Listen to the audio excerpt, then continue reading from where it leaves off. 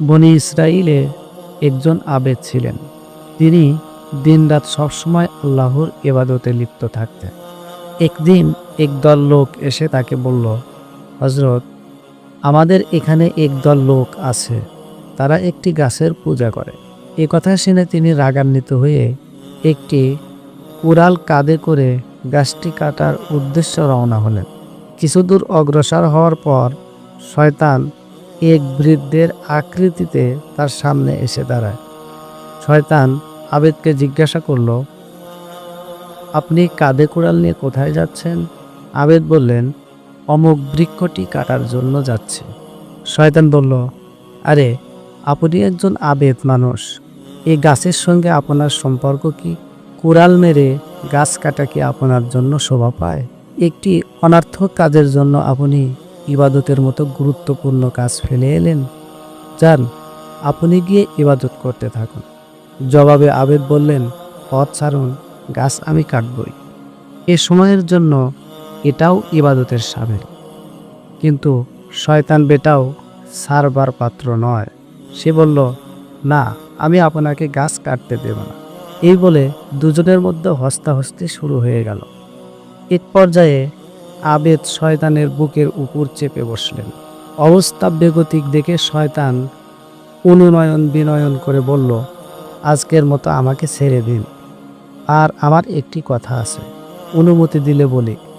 আবেদ শয়তানকে ছেড়ে দিলেন। শয়তান বলল, এ গাছ কাটা আল্লাহ তাআলা আপনার জন্য ফরজ করেননি। তাছাড়া এতে আপনার কোনো ক্ষতিও তো হচ্ছে না। আপনি তো আর তার পূজা করছেন না। আল্লাহর অনেক নবী আছে, ইচ্ছা করলে তাদের কারো দ্বারাই তিনি গাছটি কাটাতে পারতেন। জবাবে আবেদ বললেন, না, আমি তোমার কোনো কথাই শুনব না, গাছ আমি কাটবই। ফলে আবার তাদের মধ্যে সংঘর্ষ শুরু হয়। এবার আবেদ শয়তানকে হারিয়ে তার বুকের উপর চেপে বসে। পরাজয় দেখে শয়তান বলল, আচ্ছা, এসব না করে আসুন আমরা এমন একটি মীমাংসা করে নিই যাতে আপনি যথেষ্ট লাভবান হন। এ কথা শুনে আবেদ শয়তানকে ছেড়ে দিয়ে বললেন, বলো, কিভাবে হবে সে মীমাংসা? শয়তান বলল, আপনি নেহায়েত গরিব মানুষ। বলতে গেলে দুনিয়ার জন্য আপনি একটি বোঝা। গাছ কাটার পরিকল্পনা যদি ত্যাগ করতে পারেন, তাহলে প্রতিদিন আপনাকে আমি 3টি করে স্বর্ণ মুদ্রা দান করব। প্রত্যহ আপনার মাথার কাছে আমি তা রেখে আসব। এতে আপনি নিজেও উপকৃত হবেন এবং আপনার আত্মীয় স্বজন গরিব মিসকিনদেরও উপকার করতে পারবেন। এতে আপনি প্রচুর সওয়াবের অধিকারী হবেন। পক্ষান্তরে গাছটি কাটলে একটি মাত্র সওয়াব পাবেন। এছাড়া তাতে কাজের কাজ কিছুই হবে না। আপনি একটি গাছ কেটে আসবেন আর তারা আরেকটি গাছ লাগিয়ে নেবে। এবার আবেদ শয়তানের কাছে ধরা খেয়ে গেল। শয়তানের মীমাংসা প্রস্তাবে তিনি রাজি হয়ে গেলেন। গাছ কাটার পরিকল্পনা বাদ দিয়ে তিনি বাড়ি ফিরে গেলেন। তারপর 2 দিন পর্যন্ত ওয়াদা মোতাবেক তিনি 3টি করে স্বর্ণ মুদ্রা পেলেন, কিন্তু 3য় দিন আর পেলেন না। এতে আবেদ খুব চটে গেলেন এবং কুড়াল নিয়ে আবার রওনা হলেন। এবার পথে সেই বৃদ্ধের সঙ্গে সাক্ষাৎ।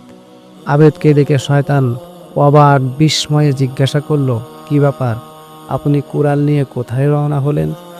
আবেদ বললেন, আমি গাছ কাটতে যাচ্ছি। তোর কোনো বাধা আমি মানব না, গাছ আমি কাটবই। শয়তান বলল, না, আপনি গাছ কিছুতেই কাটতে পারবেন না, আমি আপনাকে গাছ কাটতে দেব না। এই বলে দুজনের মধ্যে প্রথম শুরু হয় বাদানুবাদ, তারপর হস্তাহস্তি। অবশেষে শয়তানের জয় হয়। আবেদের বুকের উপর চড়ে বসে সে। পরাজয় দেখে আবেদ হতবাক হয়ে জিজ্ঞাসা করলেন, ব্যাপার কি? তুমি এবার জয় লাভ করলে কিভাবে? শয়তান বলল, বুঝলেন না, আগের বার আপনার ক্রোধ ছিল খালেস আল্লাহর জন্য, তাই আল্লাহ তাআলা আমাকে পরাজিত করে আপনাকে বিজয় দান করেছিলেন। আর এবারের ক্রোধে আপনার পার্থিব স্বার্থের দখল ছিল, তাই আপনি পরাজিত হলেন। সত্যি, যে কাজ একনিষ্ঠভাবে আল্লাহর জন্য করা হয় তাতে বিরাট শক্তি থাকে।